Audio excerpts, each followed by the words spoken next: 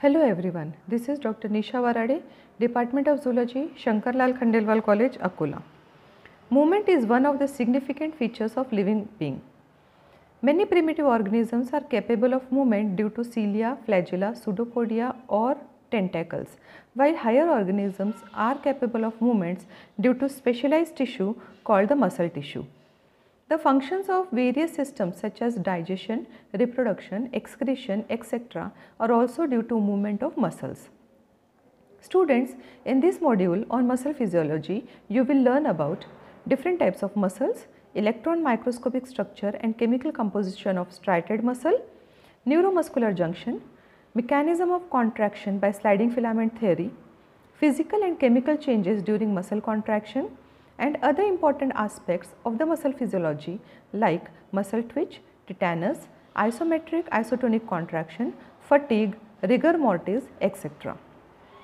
Today we will study different types of muscle tissues. Muscle is a specialized tissue of mesodermal origin. About 40 to 50% of the body weight of a human adult is due to muscles.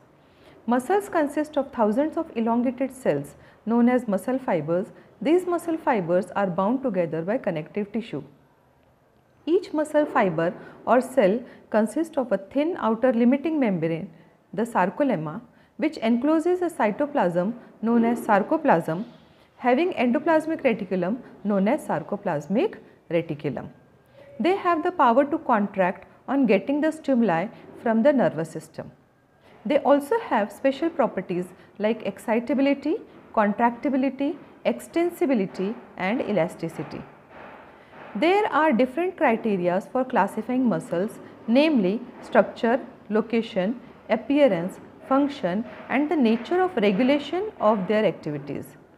Based on their location, three types of muscles are identified, namely skeletal, visceral and cardiac. Skeletal muscles are closely associated with the skeletal system of the body. They have a striped appearance under the microscope and hence called striated muscles. As their activities are under the voluntary control of nervous system, they are also known as voluntary muscles.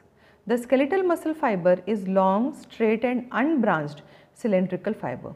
It is multinucleated and is composed of fibrils or myofibrils having characteristically alternate light and dark regions. They are primarily involved in changes of body posture, movement of body parts and locomotion. They also help in maintenance of constant body temperature, that is thermoregulation by generating heat during contractions. Cardiac muscles are found in the heart only. They contract rapidly, rhythmically, tirelessly and endlessly. Many cardiac muscle cells assemble in a branching pattern to form a cardiac muscle. Based on appearance, cardiac muscles are striated and are uninucleated. The cardiac muscles are branched and form a network in the wall of the heart. The fibers are short, cylindrical, branching and separated by loose connective tissue and richly supplied with blood capillaries. The fibers are joined end to end and are interconnected by oblique bridges. The end of these fibers form zigzag junctions called intercalated discs. These muscles are specialized in the sense that stimulation of cardiac muscles cause all the muscle fibers to respond, initiating rhythmic beats of the heart. They are involuntary in nature as the nervous system does not control their activities directly. They help in pumping blood to the lungs and different parts of the body through vessels.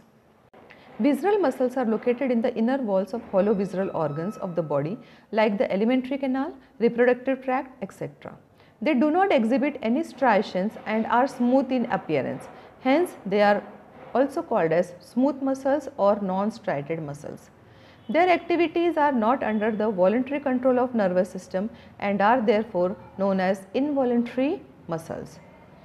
Each muscle fiber is elongated and spindle shaped and occasionally branched at the ends. Each muscle consists of a long cigar shaped nucleus situated in the widest part of the cell body. The cytoplasm is homogeneous and unmodified into little or no granules. They are arranged in sheets in different organs. They are organized in two layers, that is longitudinal and circular layer. They assist in the transportation of food, gametes, urine and other secretions in the body tubes through peristaltic movements. That's all in today's lecture on types of muscles. Thank you.